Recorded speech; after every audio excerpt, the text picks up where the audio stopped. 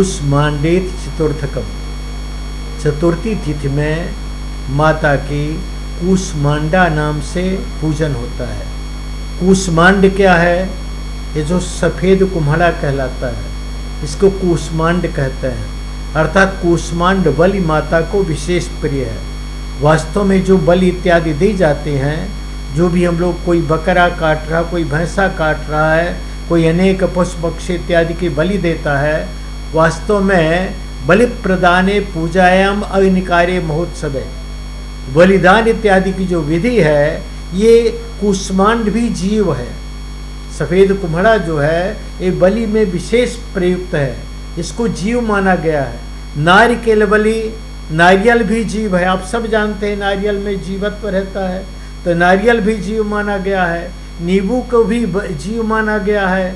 इसलिए बलि जहाँ देनी है, और माख बलि, ये जो मांस कहते हैं ना, मांस की बलि देना माता को, तो मांस क्या है? उड़द है।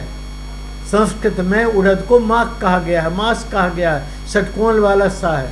लेकिन लोगों ने अपने खाने के लिए उसको मांस कह दिया, मांस बलि, और सा लगा दिया, उसमें दंती सा लगा दिया। वास्तव में ये माख बलि है, जो मूर्धन्य सा वाला होता उड़द।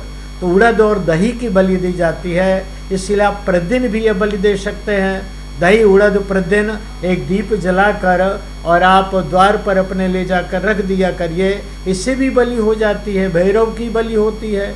आप एक तांबे के पात्र में दुग्ध रख दे थोड़ा सा, और वह दुग्ध अन्य किसी पात्र में दोना इत्यादि में डालकर बाहर रख दीजिए, वो शराब हो जाता है, और वह शराब कुत्ते को दिया जाता है। भैरव उससे प्रसन्न होते हैं। इसलिए यहाँ बलिदान जो है, माता जो कूष्मांडित चतुर्थकम कूष्मांडा माता है, चौथी तिथि में कूष्मांड माता के सामने कुम्हड़ा समर्पित कर देना चाहिए।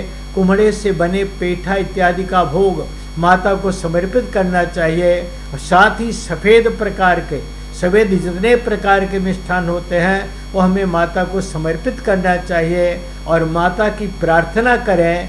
बलि का मतलब अपना जीवन माता को समर्पित करना, काटना नहीं होता।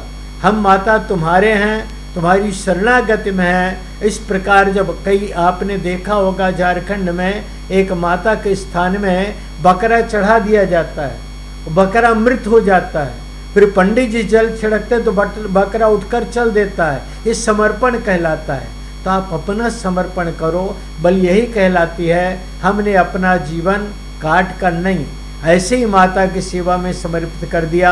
इस प्रकार जो कोई बलि चतुर्थी तिथि में अपने आप को माता के चरणों में समर्पित करता है, माता की विशेष कृपा उसको प्राप्त होती है।